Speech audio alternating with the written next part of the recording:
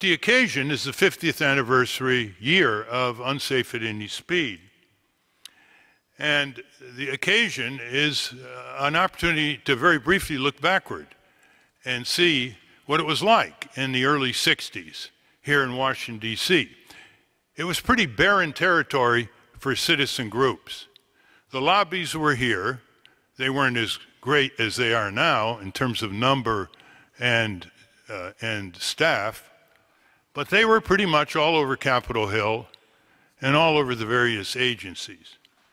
I remember when I was going up to one office after another, in the Senate and the House, I could see that there was a pall over anything that was called consumer protection or environmental protection or worker protection.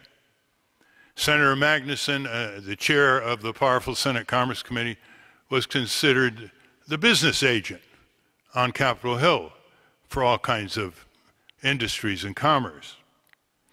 I remember trying to call Senate offices, and they would always ask, "Who are you with?" I would call agencies, and they would always say, "Who are you with?" And I'd sort of look around, you know, and say, "Who am I with?" You know, I'm a citizen. One time I was in a parking lot, and I made a call to a senator's office to talk to his staffer, and the receptionist said, "Who are you with?" Luckily, there was a dog that yapped right into the phone, and I heard a click. I guess they weren't amused.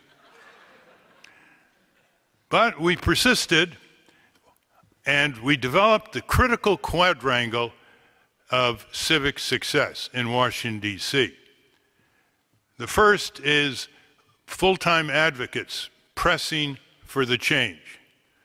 The second is a reception to public hearings in the House and Senate by the critical chairs. The third is open-mindedness in the White House, not knee-jerk vetoism. And the fourth is the mass media. The mass media, not just reporting, but reflecting and communicating the public sentiment, or to use Abraham Lincoln's words, the public sentiment, or what we say today is majority opinion.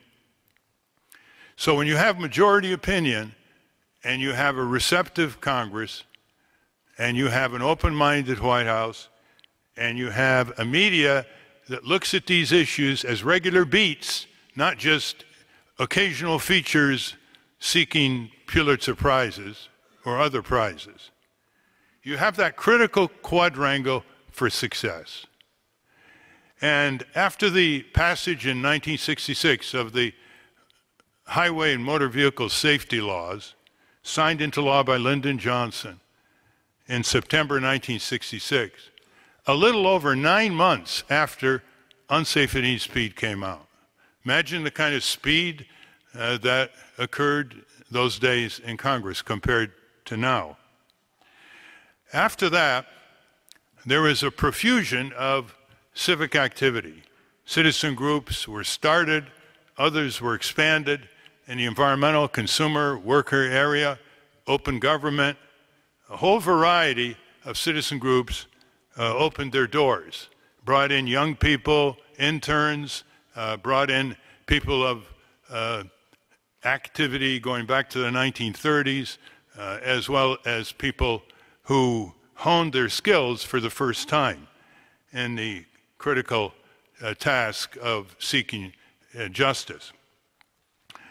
I remember in particular the establishment of one agency after another, the Occupational Safety and Health Administration, the Environmental Protection Agency, the Consumer Product Safety Commission, establishing the air and water pollution laws, the critical umbrella air and water pollution laws that continue to this day, and other laws. Guess who signed them? Richard Nixon. Why did Richard Nixon sign them? He didn't believe in them. He had flourishing introductions to them that were really terrific, and he signed one after another because he feared the rumble from the people coming out of the 60s. I might say he's the last Republican president to be afraid of liberals, I might add. And it was the rumble of the people, reflecting majority sentiment, that radiated toward this national capital and made him sign legislation that, given his ideological predilections, would have been very, very improbable otherwise. So the sequence was an aroused public directing its attention to the commercial interests, telling them they better restrain themselves, focusing on the existing law to elaborate it on political and government institutions, and getting through the media. The importance of the civil society is hard to exaggerate. Looking over American history, it's hard to see any major social justice movement that started from within government, or from within business, or from within any institution. It started in the hearts and minds of very few people. The people who started the abolition movement against slavery in the late 18th century, early 19th century. The people who started the women's suffrage movement, 6 women meeting in a farmhouse in upstate New York in the 1840s. The sit-down strikes by workers in Flint, Michigan, and Warren, Michigan, to start the United Auto Workers. Rosa Parks refusing to go to the rear of the bus in Montgomery, Alabama, to flash the latest stage of the civil rights movement. It all starts with a few people, and we should never be demoralized by forgetting that historical principle. It all starts with small communities, small groups. What's happened today is the commercialization of our elections, from the profit centers that the present presidential debates have offered to the commercial media like Fox and CNN and others who put on these debates and decided who's going to be in Tier 1 and Tier 2, imagine that, to the super PACs and the business of raising money in order to advance through our electoral process commercial values over civil values. The commercialization of these elections have reached a point in American history where they're off limits to democracy itself. They're off limits to democracy's civil community. The people who are the experts, movers, and shakers in our country, in these civil communities, in these citizen groups, some of which you will see today, are not asked for their participation. They're not asked for their expertise by the media or by the political consultants. When elections are off limits to democracy, a society is in real trouble. The importance of these groups reflect what can be called a civic personality. We've heard of an athletic personality, that athlete who has that nth degree to win. We've heard of the entrepreneurial personality to start new businesses where no one has tread before. But we don't often talk about the civic personality. People who you'll see on this stage throughout the day and day 2, 3, and 4 of this week, which we have called Breaking Through Power, but which also can be called a civic marathon. They have the features of a civic personality. They know how to separate truth from fiction.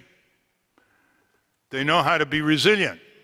They know how to repel discouragement. They know how to share credit. They know how to keep up to date on the information.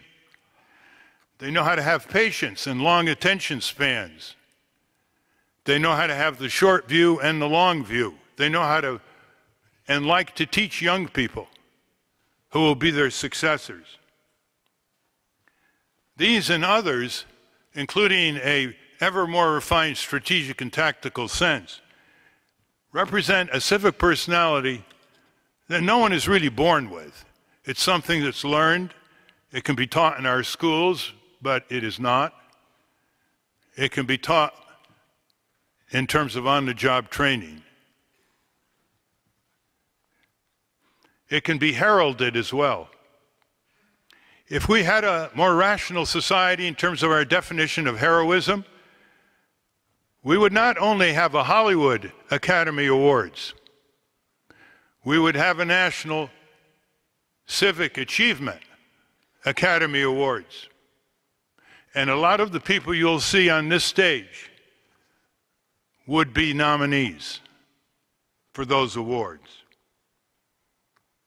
These are people who could have minimized themselves and continued successfully through life, materially. Instead, they chose to maximize themselves in the great quest for justice, which Senator Daniel Webster once called the great work of human beings on earth.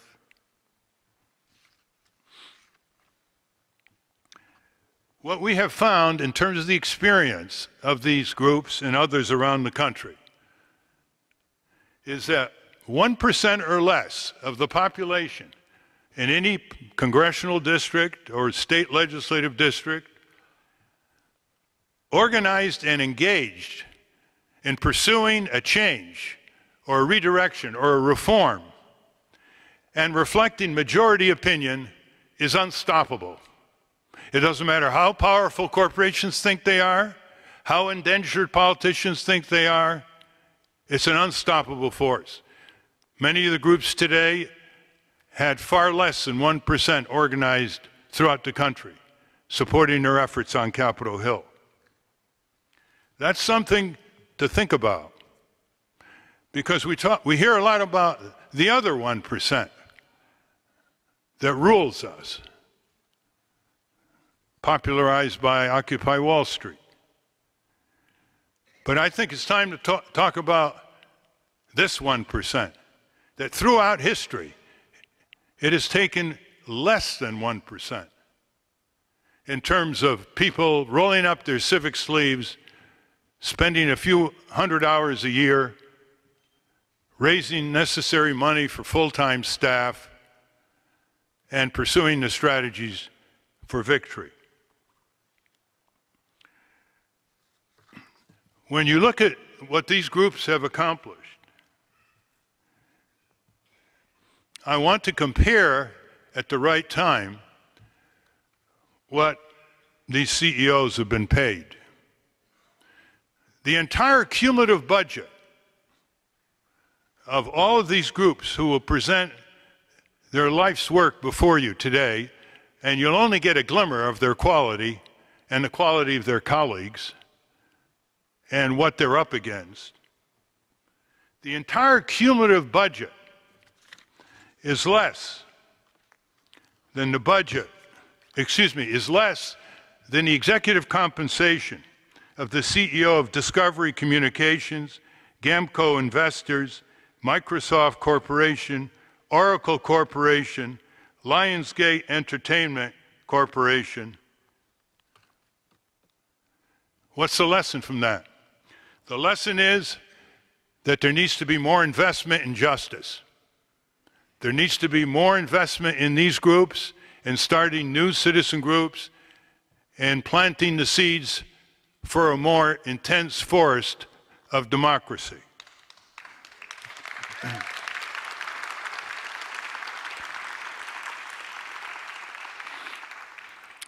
Justice needs money. The abolition movement was funded significantly by rich Bostonians and New Yorkers.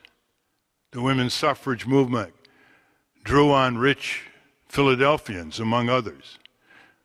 In the 1950s, the civil rights and environmental movements in the 60s drew on families such as the Stern family from Louisiana and the Curry family from Virginia. We'd like to have some enlightened, very wealthy people recognize that their legacy to America is not in their material accomplishments. Their respect for posterity is not what they bequeath to their descendants, that their legacy to America is to unfurl the civic and political energies of the American people, to turn our country into what it can be, and what it can be overseas as well. Finally, I want to conclude by urging all of you to spread the word. By your appearance today and watching it on live stream, you have pre-selected yourselves in terms of interest and commitment, reflecting your own civic energies. It's important for us to have a resurgence of civic activism after years of powerful corporate forces turning Washington, D.C. into corporate-occupied territory and throwing so many of the citizen groups on the defensive. It's important for you to spread the word, not just in the following days here, on day 2, breaking through the media. Day 3, breaking through war, waging peace over waging war. Peace is powerful, war is weak. And day 4 on Thursday, May 26th, breaking through Congress, the single most important branch of government by far, and the one that only has 535 men and women who put their shoes on like you and I do every day, but who have to understand that their power comes from we the people, the preamble to our Constitution, which does not read we the corporations or we the Congress. It reads we the people. Turning that institution around with less than 1% organized back home, reflecting public sentiment and long overdue changes in our country and its impact on the world, will revolutionize the aspirations for the urgent development of a deep democracy. Karen Friedman, she's the longtime policy director, executive vice president of the Pension Rights Center, but she's also a stand-up comedian. That's pretty rare in the public interest world. Of course, dealing with these thieving corporate pension people, you've got to have some sort of comic outlet at the end of the day, I think.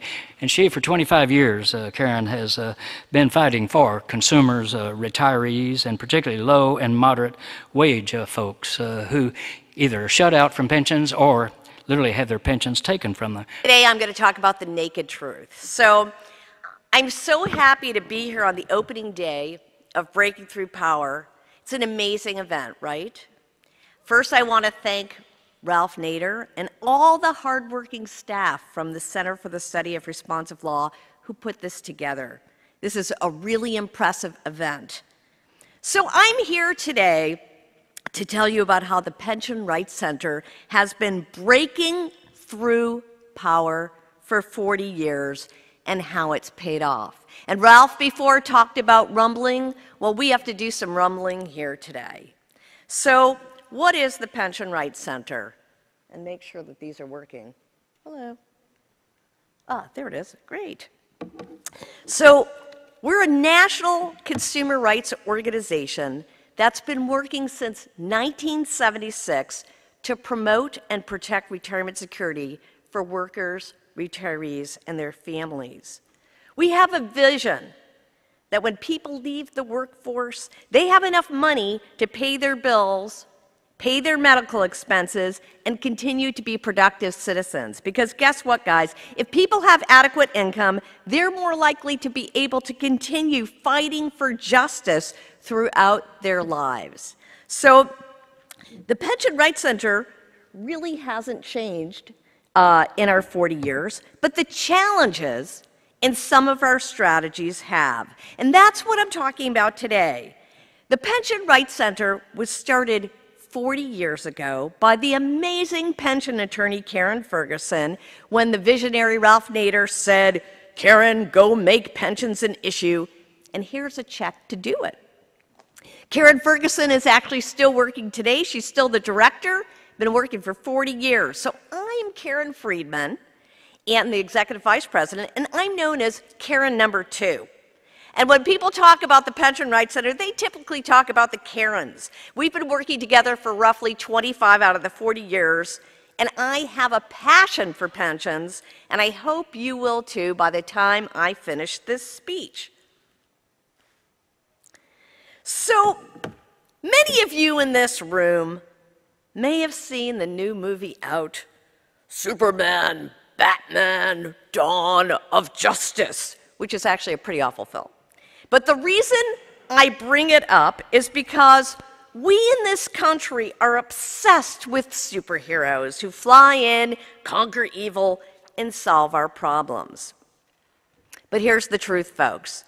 There's never one person who does everything. Leaders inspire, but all of us are needed in the fight.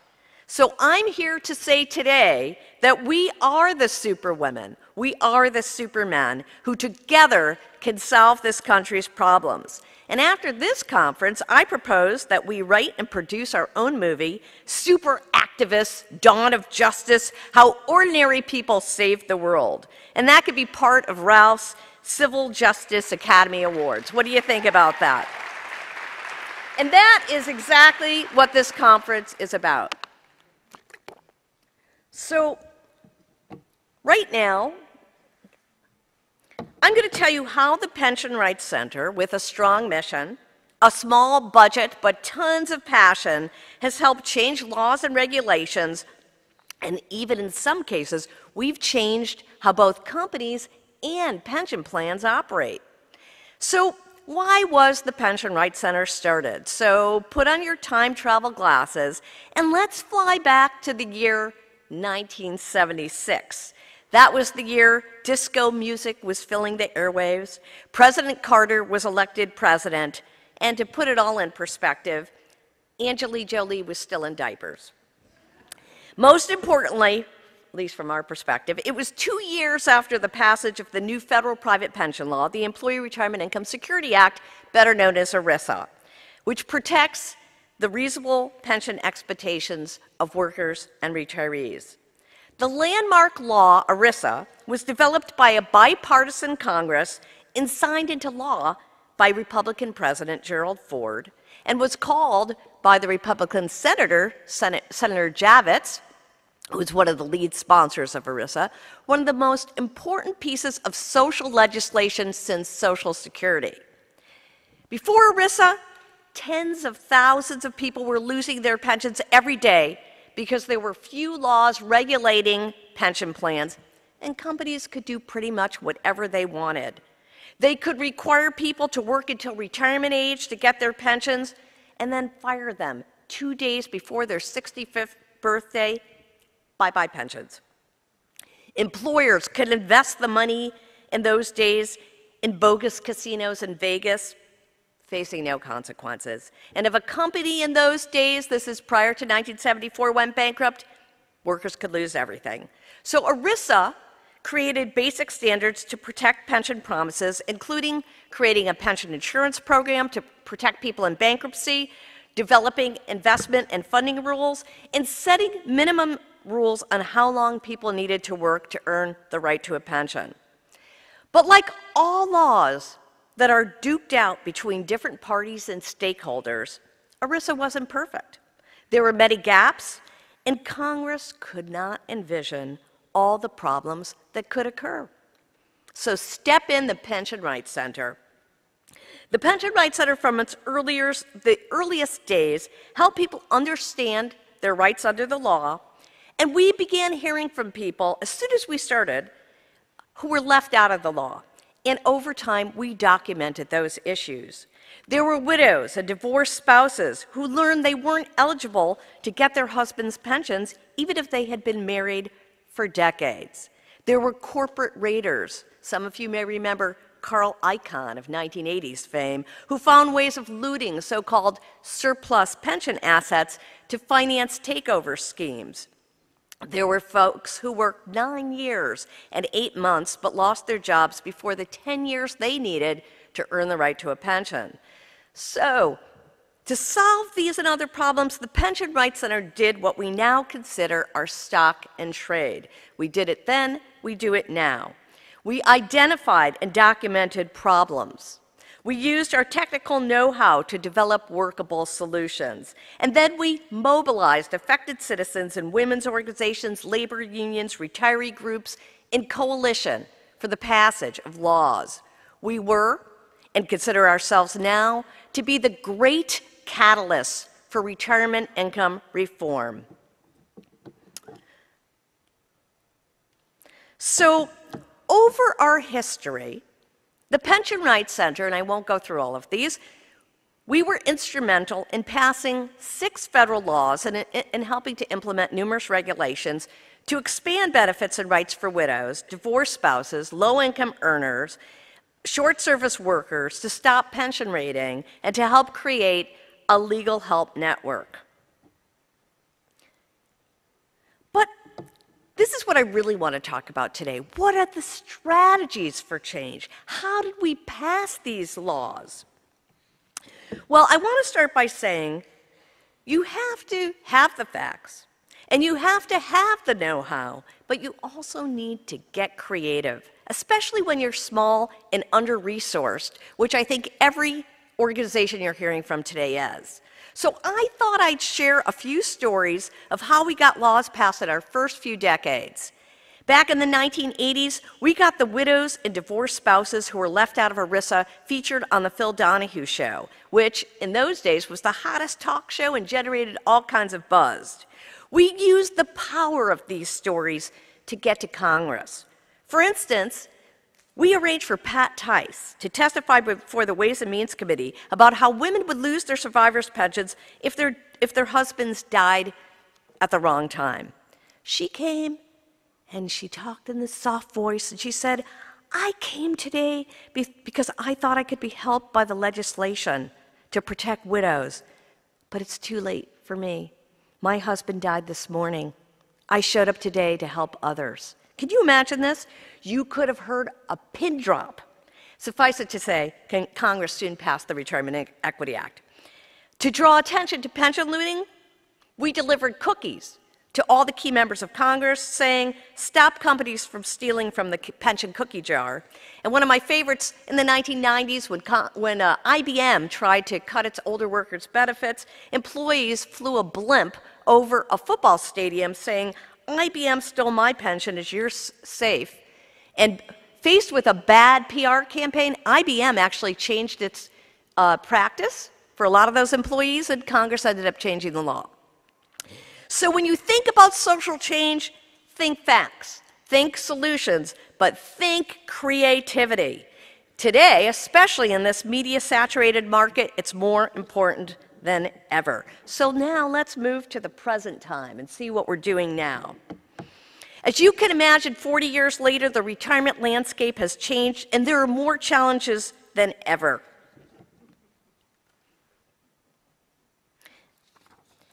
At $16.5 trillion, oh, sorry about that, I just went the wrong way, okay. At $16.5 trillion, pensions are one of the world's largest sources of private capital.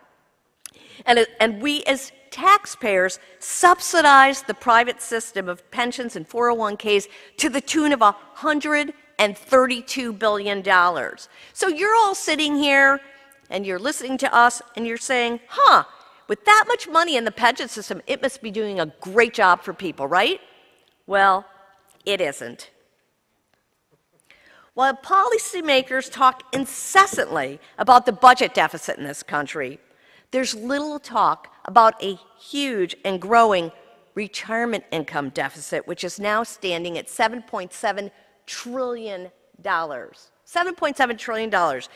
The retirement income deficit, which was calculated by the Center for Retirement Research at Boston College, is the gap between what people have saved as of today and what they should have saved as of today to meet their basic retirement needs.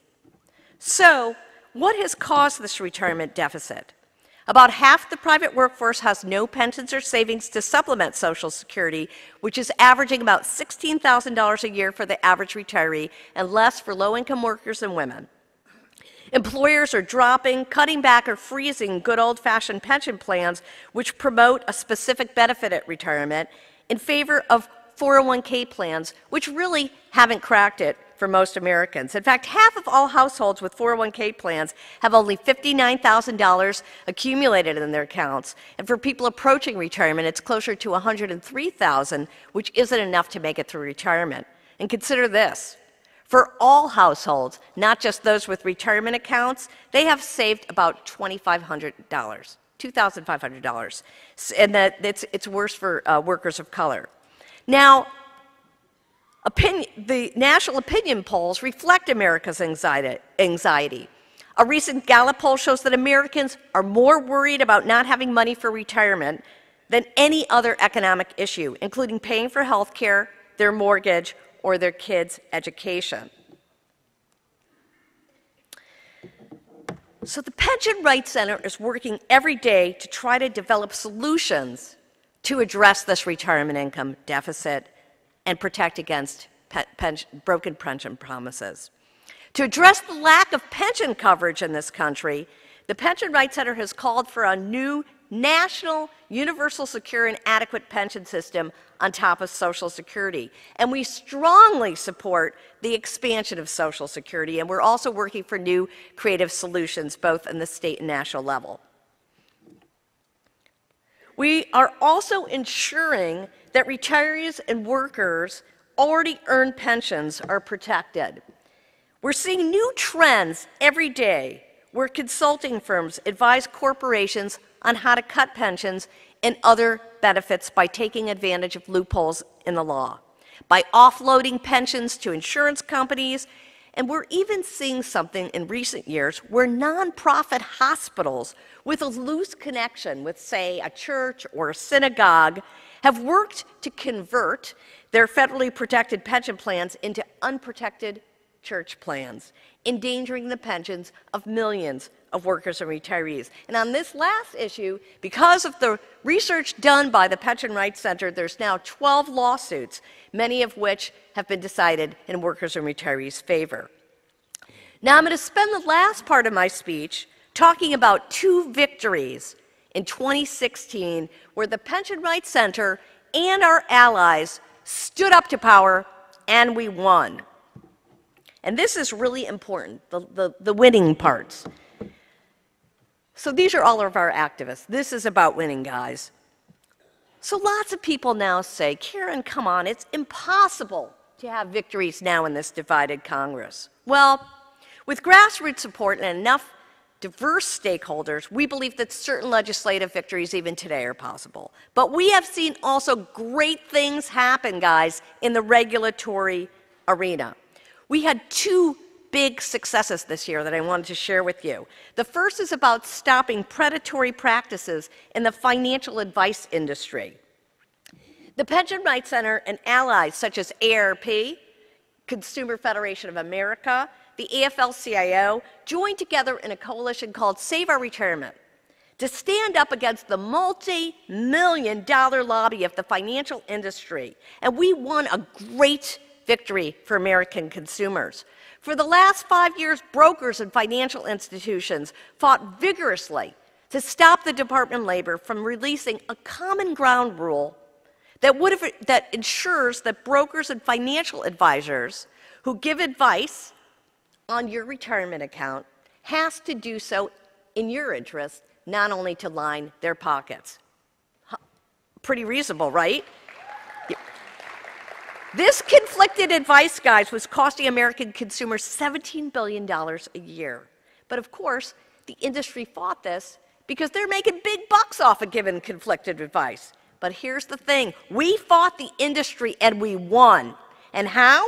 By bringing together a strong consumer coalition, coordinating technical comments to the agencies, meeting with editorial boards, educating policymakers, doing Twitter campaigns, and being persistent. The battle isn't over because, of course, the financial industry is still lobbying Congress to try to weaken the law. They're threatening lawsuits, the whole thing. But we're confident we can overcome because this is the right result.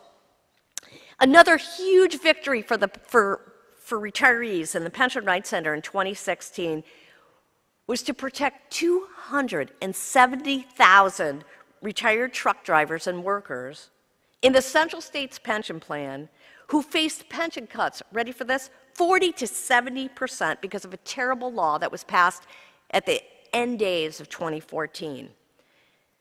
You guys probably don't even know about this. Congress, in the dead of the night, end of 2014, attached a bill called the Multi-Employer Pension Reform Act to an end-year spending bill that allowed certain underfunded pension plans to slash the benefits of retirees in order to fix underfunded plans. This was unprecedented and torpedoed the most fundamental protections of ERISA. Suddenly, retirees who'd done everything right, had given up wages, vacation pay, in exchange for a lifetime pension, learned that these unbreakable pensions that they earned were about to be broken and their lives devastated. We knew that these cuts had to be stopped. So working with thousands of truck drivers, spouses and widows, and warehouse workers and others, certain unions and ARP, we developed a campaign to both try to change the law, but also to influence the Treasury Department, which was given authority to review these cuts. We used the tactics that I talked about earlier, the tactics that we've always used, but updated. We analyzed the law and posted plain English summaries on our website. When thousands of retirees contacted us, we helped them provide them with information, and they put it on their own Facebook pages, and guess what? Now all these retirees have organized themselves into 60 powerful committees in 30 states. In April, the retirees themselves organized a rally outside the Capitol with 2,000 retirees, spouses, and widows calling for Treasury to reject the Central States application and for Congress to pass a bill that would repeal the bill that was passed in 2014 and stop these cuts. In an amazing victory for consumers, the Treasury Department, after receiving thousands of comments from retirees, the pension rights centers, labor and retiree advocates, rejected the application for sound legal reasons. So while Congress passed a law in 2014 behind closed doors that failed retirees, the regulatory process protected them. This is democracy at work.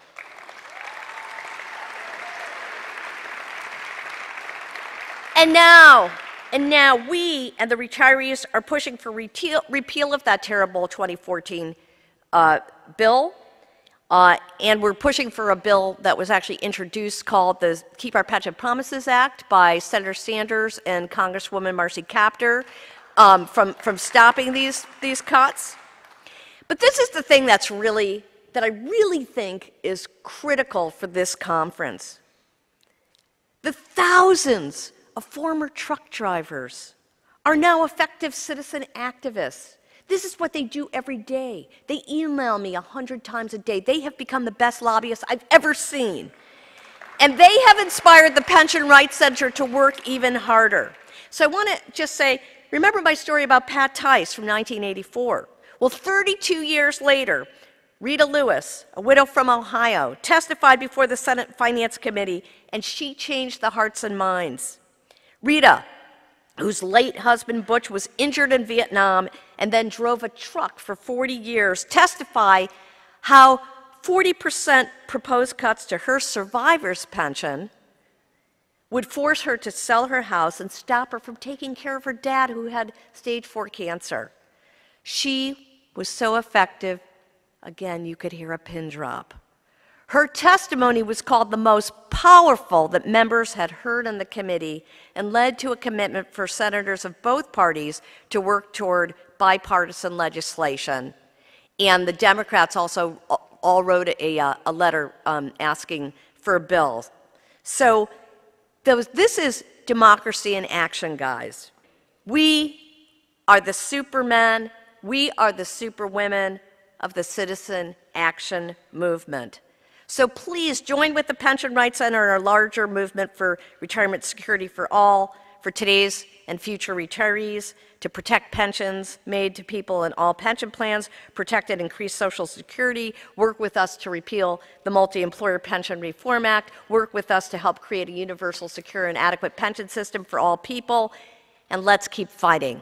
A guy I've known for approximately 40 years, we both started in the public interest movement roughly the same time, the 1970s. He stuck with it while I fell off into the sinful world of politics, but he has been a giant in the public interest world. Michael Jacobson is the head of the Center for Science in the Public Interest, where he's done health advocacy. His nutrition newsletter has 700,000 subscribers to it.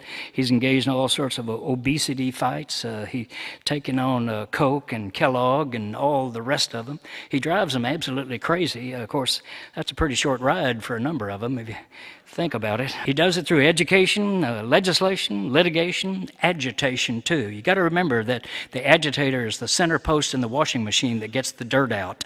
We need more agitators, and Mike Jacobson is one of the best in our country.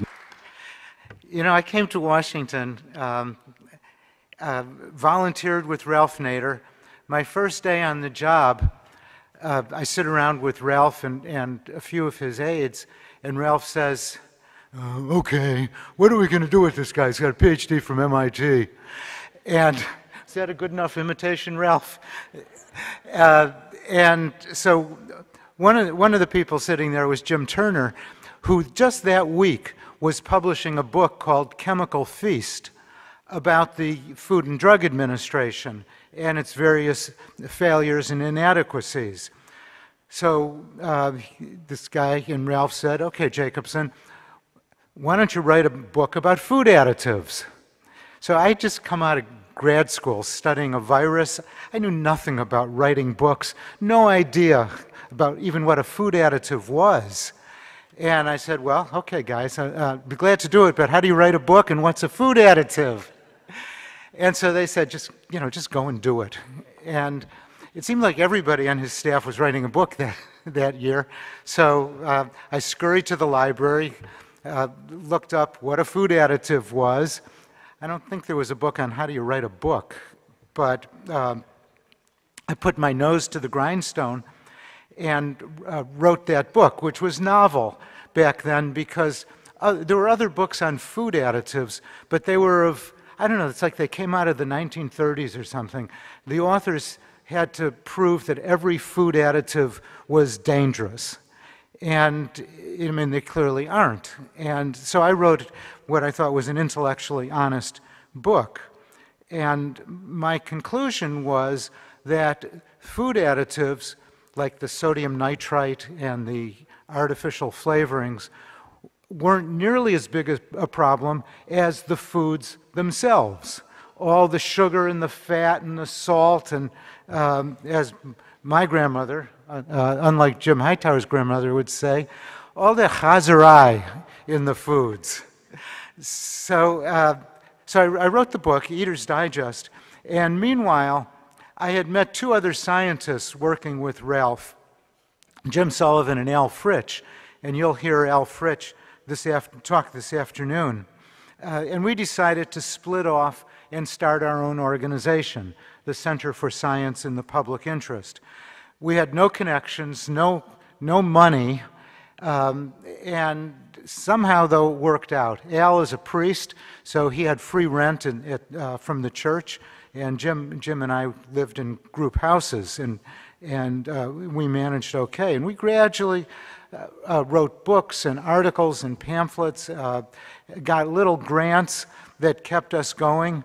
As the previous speaker, Karen, mentioned the idea of using mass media, and the media were so different then from now. Phil Donahue, who might be on this program later in the week, was just an angel in inviting public interest people onto his show and letting them advertise their products, their memberships or newsletters. And we had posters back then on food additives and nutrition, and we'd be on a show and sell thousands and thousands of posters.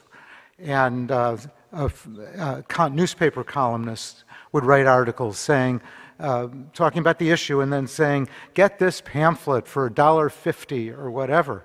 And we'd sell thousands and thousands. Coleman McCarthy, another speaker in the series Breaking Through Power, wrote a column about one of the things we wrote, and we literally had mail sacks of orders for the publication sitting outside our front door. So we lived on that sort of a thing. Then we started Nutrition Action Health Letter as a giveaway little newsletter for nutritionists who were somewhat progressive. And then after a year, we decided we couldn't afford to give it away for free anymore, so we started charging and gradually built that up into a real powerhouse of a newsletter. It's the largest largest circulation health newsletter in the country now, with about 700,000 subscribers. And that's been the basis of our existence. And we've been so fortunate because we are lousy grant getters, but we write a pretty good newsletter. And so subscribers and some of the subscribers donate extra money. That's been the backbone of our financial support. And it's been very satisfying to have it under our control rather than having to beg foundations all the time. But if any of you are here, we'd love to have your money also. So, and you get a free newsletter subscription if you donate. So now we have 700,000 subscribers and about income of about $15 million a year, much of which goes to the post office and the printer. But as I was thinking, you saw Ralph's slide of executive salaries. $15 million is what the president of Coca-Cola got last year. And that was after a 40% pay cut. He was making $25 million, but he's down to $15 million. And the president of Pepsi, Indra Nooyi, makes a cool $26 million. But getting back to the substance, one of my conclusions from the book was that, writing the book, was that nutrition is more important than the food additives, though they are significant and very interesting, and we've kept working on those ever since. Back then, the mantra of the nutrition establishment, the Department of Agriculture, the American Dietetic Association, the food industry, and others, was a very convenient, self-serving, all food is good food, just eat a variety of foods and you'll be okay. So when I began looking into this, and I really knew almost nothing about nutrition, I began looking into it, and that clearly wasn't the case. And there was a shift going on from some professors, the American Heart Association a little bit, recognizing that the saturated fat and cholesterol and salt and some other things in food were major causes of heart disease, stroke, high blood pressure, diabetes. And there was controversy, but the whole conversation was shifting, as it shifted in many other fields that you'll hear during the conference series, from deficiencies of micronutrients to excesses of certain nutrients in our food. And that's what we've been working on ever since, to try to improve the quality of the American diet. And partly by educating the public, which I think is essential, but more by focusing on the kind of garbage that companies were producing and that government was defending. And I remember one debate I had.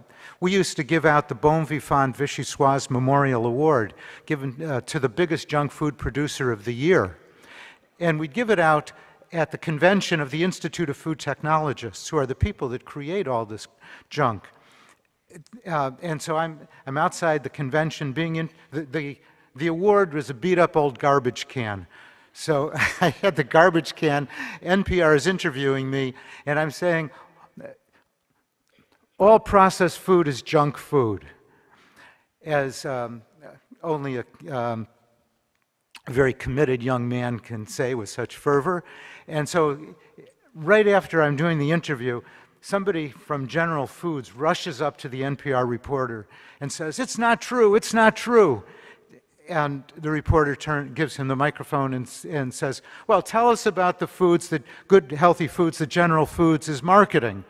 And he says, well, we're working on one right now. And I think made it very easy to win the debate. So a couple of years later, I had the idea that too much salt was harmful, because there's a lot of evidence, even back in the 1970s.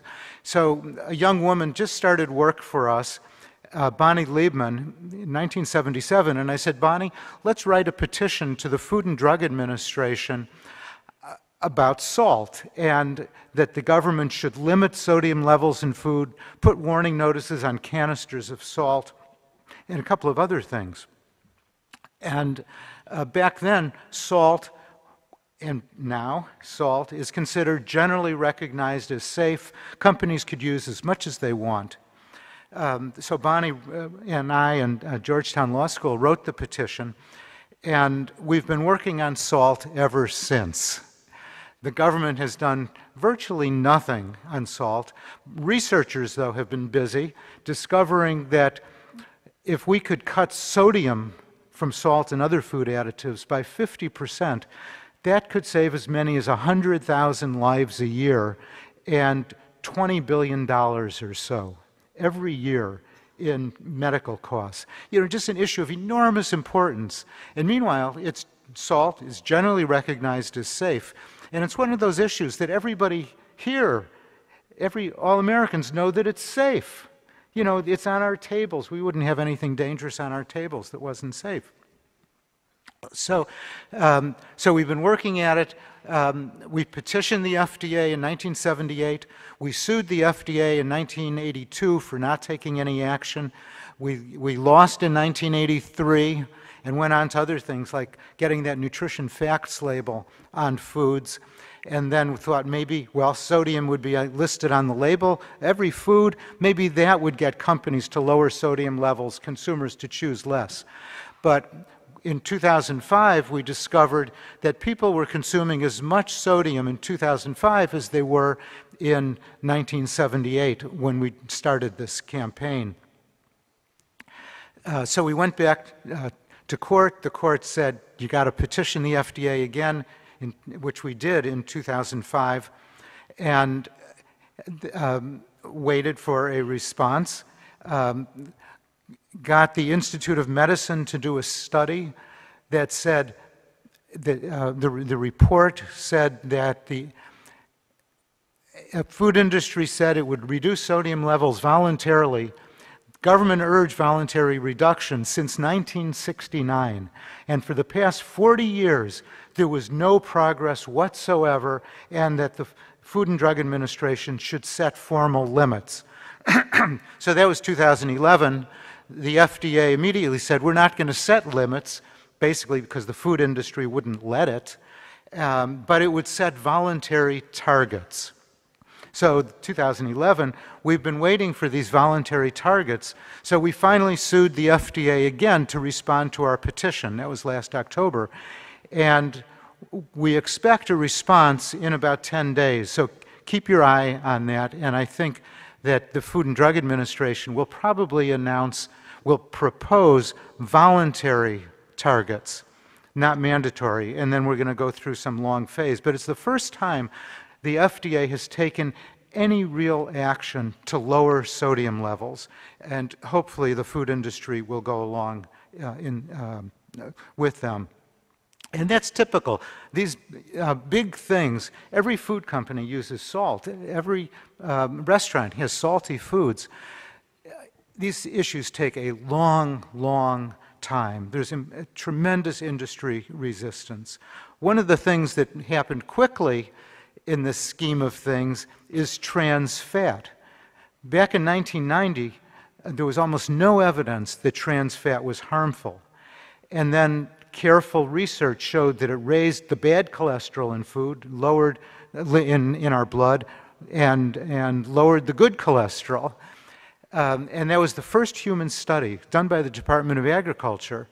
And trans fat comes from partially hydrogenated oil, which, like salt, has been considered generally recognized as safe.